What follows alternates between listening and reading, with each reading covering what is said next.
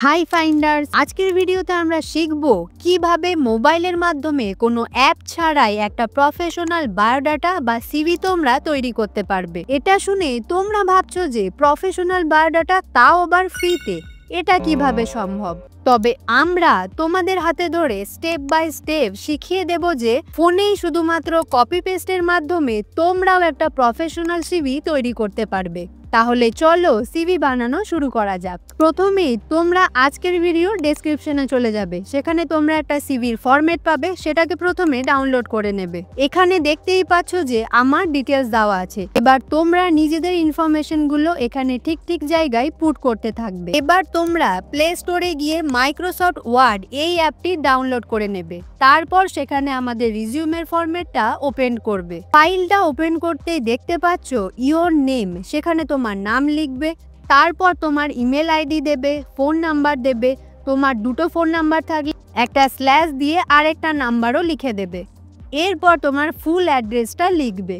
সিভিতে প্রথমেই একটা পয়েন্ট দেখতে পাচ্ছ, যা হলো অবজেক্টিভ। এখানে তোমাদের কোনো কিছু চেঞ্জ বা অ্যাড করার দরকার পড়বে না, এটা সবার জন্যই প্রযোজ্য।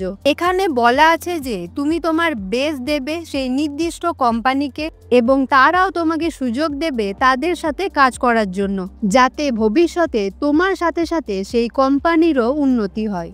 এর পরের পয়েন্টে আছে এডুকেশনাল কোয়ালিফিকেশন, মানে তুমি তোমার পড়াশুনো কত দূর করেছো তার সমস্ত ডিটেলস গুলো এখানে তুমি পুট করবে। যেমন ধরো তুমি যদি মাধ্যমিক পাস করো, তাহলে তুমি তোমার মাধ্যমিক পাস কোন স্কুল থেকে করেছো সেটা লিখবে, আর কত সালে পাস করেছো সেটাও লিখবে। যদি তুমি উচ্চ মাধ্যমিক পাস করো, তাহলে তোমার মাধ্যমিক উচ্চ মাধ্যমিক দুটোরই ডিটেলস লিখবে। আর যদি তুমি বিএ পাস করো, তাহলে বিএ পাস কোন সাবজেক্টে কোন কলেজ থেকে পাস এবং কোন সালে পাস আউট করেছো সবটাই লিখবে। আর এর মধ্যে যে কোয়ালিফিকেশনটা তোমার করা নেই সেটা ডিলিট করে দেবে। এবার যাব অ্যাডিশনাল কোয়ালিফিকেশনে। এখানে তুমি তোমার পড়াশোনার পাশাপাশি যদি কোনো কোর্স করে থাকো, সেটা কম্পিউটার কোর্স, এনসিসি বা এছাড়াও আলাদা কোনো কিছু করলে অবশ্যই এখানে লিখতে পারো। তোমরা এখানে কি কোর্স, কত দিনের কোর্স আর কোথা থেকে সেই কোর্সটা করেছো এই সব ডিটেলসগুলো অবশ্যই লিখবে। আর তোমার যদি কোনো অ্যাডিশনাল কোর্স করা না থাকে, তাহলে এখানটা ব্ল্যাঙ্ক ছেড়ে দেবে। এরপর আসি টেকনিক্যাল এক্সপার্টাইজে। এখানে তোমরা যারা টেকনিক্যাল বিষয় নিয়ে জানো সেই বিষয়গুলো পুট করবে। যেমন তুমি যদি কম্পিউটার জানো, মাইক্রোসফট অফিস, ওয়ার্ড, এক্সেল, তাহলে সেগুলোই লিখবে। তাছাড়া তুমি যদি ইলেকট্রিক্যাল কোনো কাজ জানো, যেমন হোম ওয়ারিং, এই ধরনের বিষয় এখানে তোমরা লিখতে পারো। এরপরের পয়েন্টটা হলো ওয়ার্ক এক্সপিরিয়েন্স। যদি তোমরা কোথাও আগে কাজ করেছো তার এক্সপিরিয়েন্স থাকে, তাহলে এখানে তোমরা সেই কোম্পানির নাম, কত বছর কাজ করেছো, কোন পোস্টে ছিলে সব কিছু লিখবে। আর যদি কোথাও কোনো কাজ না করো, তাহলে এই পয়েন্টটাও ব্ল্যাঙ্ক ছেড়ে দেবে। এবারে আসি হবিতে।